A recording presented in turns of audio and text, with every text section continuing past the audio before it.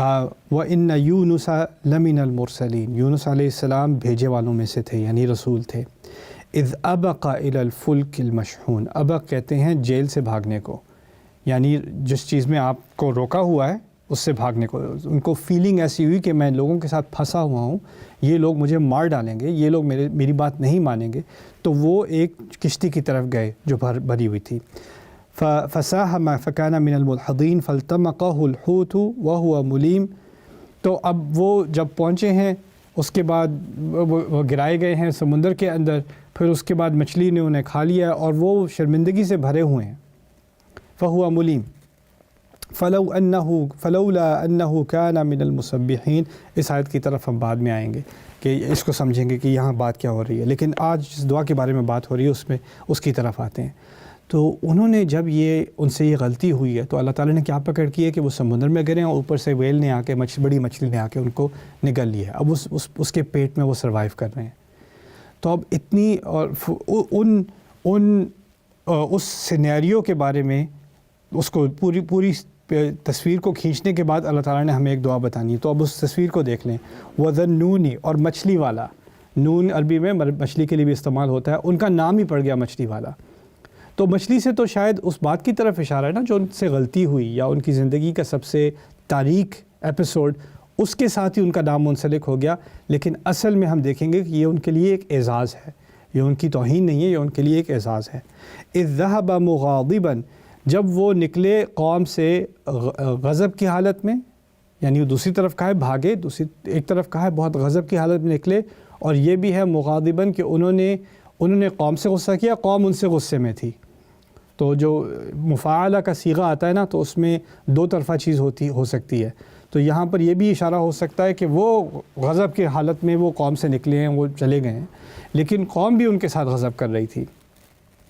فَظَنَّ أَن لَّن نَّقْدِرَ عَلَيْهِ، تو ان کے ذہن میں آیا، ان کو یقین تھا کہ ہم ان پر قادر نہیں ہوں گے۔ اس کو غلط سمجھا گیا ہے کئی لوگوں کی طرف سے کہ اس کا کیا مطلب ہو سکتا ہے کہ اللہ تعالیٰ ان پر قادر نہیں ہوں گا۔ اللہ تعالیٰ ہر چیز پہ، ان اللہ علی کل شیء قدیر، لیکن قدر کے معنی اور بھی ہوتے ہیں عربی زبان میں، جیسے قرآن میں استعمال ہوئے ہیں، وَقُدِرَ عَلَيْهِ رِزْقُهُ، جس کے رزق پہ قدر لگائی جائے، اس کا مطلب ہے اس میں کمی کی جائے یا اس کی پکڑ کی جائے۔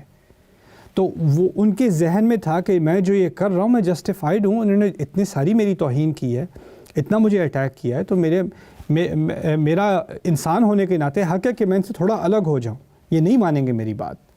لیکن اللہ تعالیٰ نے ان کو لائسنس نہیں دیا تھا چھوڑنے کا۔ تو جب وہ گئے ہیں، ان کا خیال تھا کہ میں نے اللہ تعالیٰ کی کوئی گستاخی نہیں کی، کوئی گناہ نہیں کیا، میں نے کوئی ایسی پکڑ کرنے والی بات نہیں کی، میرا جو یہ سٹیپ ہے، میں نے جو یہ اقدام کیا ہے، یہ انڈرسٹینڈیبل ہے، یعنی اللہ تعالیٰ اس کو دیکھیں گے اور کہیں گے کہ یہ تم نے کوئی برا کام نہیں کیا، یہ سمجھ میں آتی ہے، بات معقول ہے۔ فَظَنَّ أَن لَّن نَّقْدِرَ عَلَيْهِ فَنَادَىٰ فِي الظُّلُمَاتِ، اچھا تو اب وہ تو پکڑے گئے مچھلی کے پیٹ کے اندر، تو وہاں ان تاریکیوں کے اندر انہوں نے پکارا۔ اور یہاں قرآن کا ایک ایک لفظ اہم ہے۔ اللہ تعالیٰ نے ایک ایسے انسان کے بارے میں ہمیں بتایا ہے جس کو بہت اعلیٰ مقام دیا ہوا تھا، جس کو ایک منصب دیا ہوا تھا، اور اس کے اوپر اتنی مشکلات آئیں، ان مشکلات کی وجہ سے اس سے تھوڑا سا ساہو ہوا، تھوڑا سا اپنے منصب سے وہ ہٹا انسان ہونے کے ناطے، لیکن اس چھوٹی سی غلطی کی وجہ سے اتنا بڑا ریاکشن اللہ تعالیٰ کی طرف سے آیا نا۔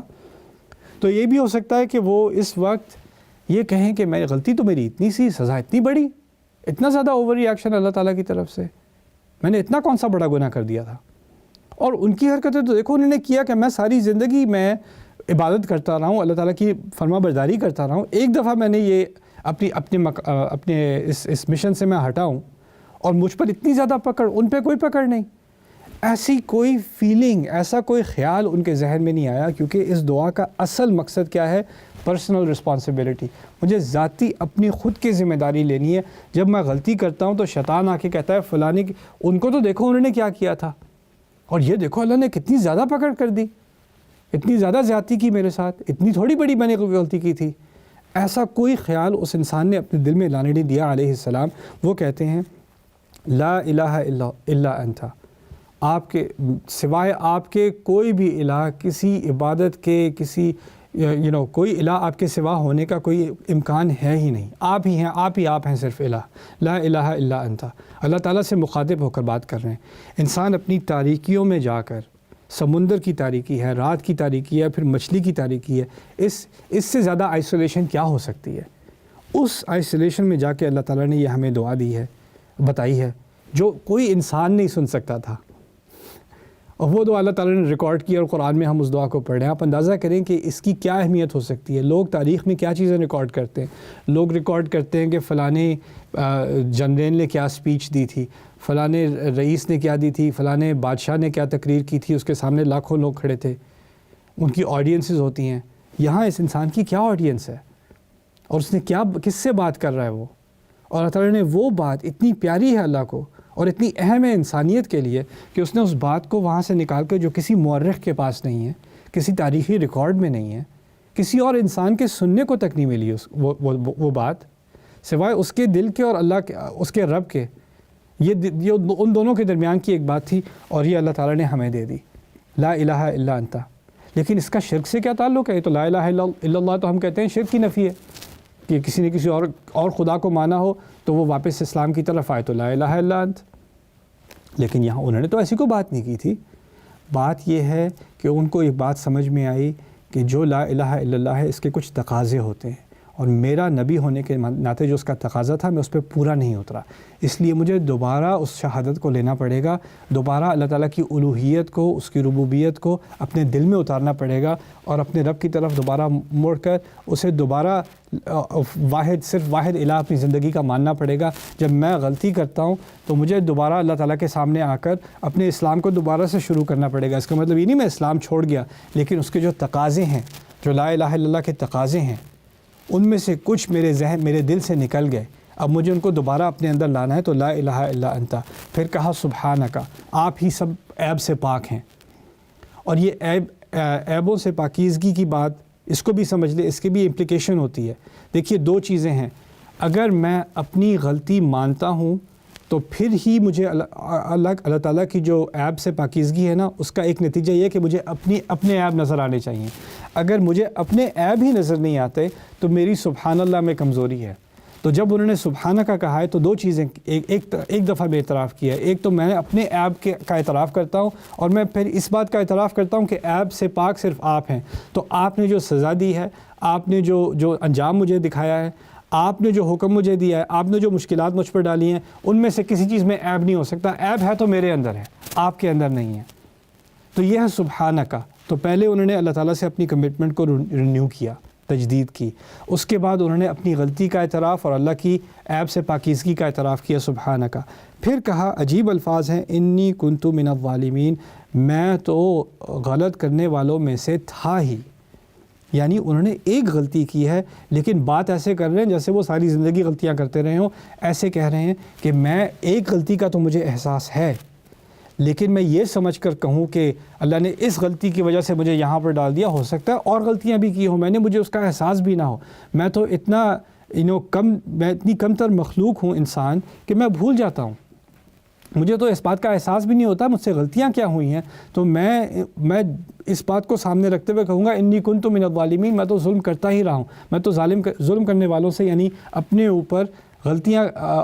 اوپر ظلم ڈھانے والوں میں سے میں شروع سے ہی رہا ہوں، گناہ کرتا ہی رہا ہوں۔ میں یہ اسوم کروں گا اپنے بارے میں جب میں اللہ تعالیٰ کے سامنے گڑ گڑاؤں گا۔ یہاں پہ تو انہوں نے معافی بھی نہیں مانگی، بس اعتراف کیا ہے، یہ بھی نہیں کہا مجھے معاف کر دے یا مجھے نکال دے۔ اب ہمیں اس سے کیا بات سیکھنے کو مل رہی ہے، اور اس کا ہمارے ساتھ کیا تعلق ہے؟ تو ایک نبی کی بات ہو رہی ہے اپنے رب کے ساتھ۔ آگے سنیں، فاستجبنا لہ، ہم نے اس کا جواب دیا، ونجیناہ من الغم، اور ہم نے اسے غم سے نکالا۔ یعنی اللہ تعالیٰ نے یہ نہیں کہا کہ اس کو مچھلی کے پیٹ سے نکالا، سمندر کی مصیبت سے نکالا، بحر کی مصیبت سے نکالا، غم سے نکالا انہیں۔ اصل جو ان کے ساتھ حادثہ ہے، اصل جو ٹریجڈی ہے، وہ ان کے دل کی ٹریجڈی ہے کہ میں نے اپنے رب کو خفا کیا ہے، میں اس مقام سے جو اس نے مجھے دیا تھا، میں اس سے گر گیا ہوں، اب میں واپس کیسے آ سکتا ہوں؟ انہوں نے غلطی کا اعتراف کیا تو اللہ نے وہ غم ان میں سے ہٹا دیا، ان کو دوبارہ اپنے منصب پر لے آئے۔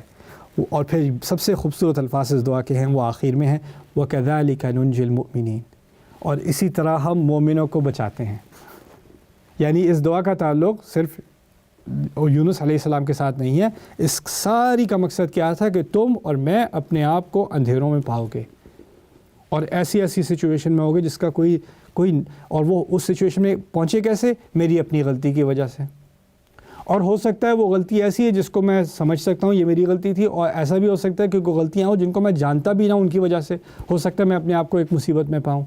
تو اگر میں ایسی سچویشن میں ہوں تو مجھے پہلے تو جس غلطی کے بارے میں مجھے پتہ ہے اس کو سامنے رکھتے ہوئے لا الہ الا انت سبحانک انی کنت من الظالمین, اس سے ہمیں تسبیح کی اس کا ایک نیا پہلو سمجھ میں آیا. تسبیح اصل میں ہوتی ہے اللہ تعالیٰ کی پاکیزگی اور اپنی غلطی کا اعتراف, یہ اصل میں تسبیح ہے. اسی لیے یہاں پر بعد میں آ کے کہا فلولا انہ کان من المسبحین للبث فی بطنہ الی یوم یبعثون, کہ اگر وہ تسبیح کرنے والوں میں سے نہ ہوتے تو وہ جس دن قیامت آنی ہے اس دن تک اس کے پیٹ میں رہتے. یعنی اصل چیز جس نے ان کو اپنی مصیبت سے نکالا ہے وہ تسبیح ہے. اور وہ تسبیح کیا ہے؟ میں پھر سے بتا رہا ہوں کہ وہ ایک ایکنالجمنٹ ہے. ہمیں اپنی رسپانسبلٹی لینی ہے اور اللہ کو بلیم نہیں کرنا, لوگوں کو بلیم نہیں کرنا. پہلے اپنے آپ کو انسان ذمہ داری لے کہ میں نے کیا غلط کیا ہے, اور اس کے بعد اس کی ایک آخری میں ڈسکلیمر میں دینا چاہتا ہوں کہ کچھ لوگ نا یہ بہت ضروری ہے, یہ بات پلیز آپ سن لیں, اس کو دھیان سے سنیں. اگر آپ کی لائف میں کوئی مشکل ہے, کسی تاریکی میں آپ پھنسے ہوئے یا تاریکیوں میں آپ پھنسے ہوئے ہیں, تو جو جاہل لوگ ہوتے ہیں نا, میں ان کو جاہل ہی کہہ سکتا ہوں, وہ جاہل لوگ ہوتے ہیں, وہ کہتے ہیں آپ اس مشکل میں اس لیے ہو کہ آپ سے یہ غلطی ہوئی ہے, اس لیے اللہ نے آپ کو اس مصیبت میں ڈالا ہے, اس لیے آپ کی شادی اتنی خراب ہے, اس لیے آپ کے والدین آپ کے ساتھ اس طرح ٹریٹ کرتے ہیں, اس لیے آپ کے بچے آپ کی عزت نہیں کرتے, آپ سے محبت نہیں کرتے, اس لیے آپ کو سب ناپسند کرتے ہیں. یعنی لوگ آپ کو بتائیں گے کہ آپ کی یہ غلطی ہے, اس وجہ سے آپ کے ساتھ یہ ہو رہا ہے, اس لیے آپ ڈیزرو کرتے ہو, آپ یہ ابیوز ڈیزرو کرتے ہو, آپ کے ساتھ جو ناانصافی ہو رہی ہے وہ ناانصافی نہیں ہے, آپ ہو ہی ایسے, اللہ کی طرف سے یہ عذاب آپ کی طرف ہے. یہاں تک کہ میں نے لوگوں کے بارے میں سنا ہے کسی کی بیچاری عورت کی مس کیریج ہو جاتی ہے یا اس کا بچہ پیدا ہوتا ہے, اس کی کوئی ڈیفیشنسی ہوتی ہے, اس کی کوئی مینٹل ڈیفیشنسی ہوتی ہے یا کوئی ڈسیبلٹی ہوتی ہے, بچے کی کوئی مرض ہوتا ہے, تو وہ اس کو کہتے ہیں تمہارے گناہوں کی یہ کرتو, تمہارے گناہوں کی سزا ہے یہ. کسی بچے کے بارے میں کہیں, اس سے بڑی جہالت میں نے کبھی نہیں دیکھی. اور یہ اللہ تعالیٰ کی قدرت سے مذاق ہے, قسم سے یہ مذاق ہے. اس دعا کو غلط مت سمجھیں, اس دعا کا مذاق نہ بنائیں. وَلَا تَتَّخِذُوا آیَاتِ اللَّهِ ہُزُوًا. انسان ہوتا کون ہے؟ اللہ تعالیٰ کی سزا کسی کے اوپر ڈکلیئر کرنے والا کہ یہ جو ہو رہا ہے یہ اللہ کی وہ سزا ہے, یہ وہ سزا ہے. ہوتا کون ہے انسان؟ کیا سمجھا ہوا ہے آپ نے اپنے آپ کو؟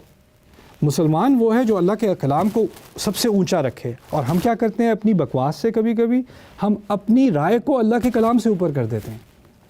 یہ ہے انسان کے اپنے لیے. میں سوچوں جو غلطی مجھے سمجھ آ رہی ہے میں نے کی تھی, میں نے زیادتی کی تھی, اور اس زیادتی کے بعد میرے ساتھ یہ ہوا, تو ہو سکتا ہے اس زیادتی کی وجہ سے اللہ مجھے پاک کر رہا ہے, مجھے اپنی تسبیح کے پاس واپس لے کے جا رہا ہے.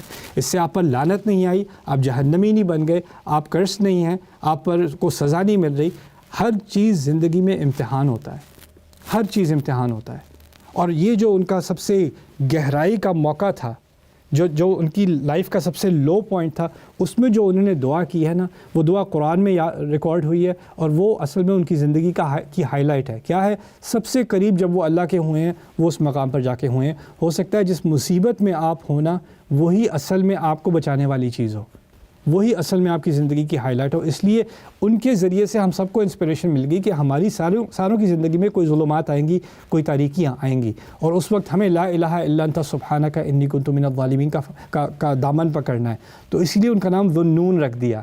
یعنی اس مصیبت کو یاد رکھو جس میں اللہ کے بندے نے اس مصیبت میں جا کے اپنی امید نہیں چھوڑی, اپنے رب کی طرف واپس لوٹا, اپنی خود کی ذمہ داری لی, اور پھر اس کے رب نے اسے بچا لیا. اور کذالک ننجی المؤمنین, اور اسی طرح ہم مومنوں کو بچاتے ہیں. تو اللہ ہمیں اسی طرح بچائے گا.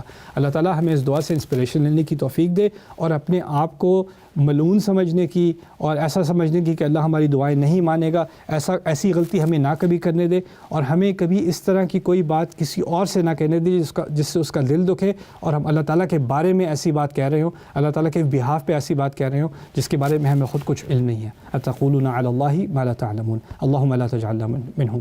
بارک اللہ لی ولکم فی القرآن الحکیم ونفعنی وإیاکم بالآیات والذکر الحکیم. والسلام علیکم ورحمۃ اللہ تعالی وبرکاتہ.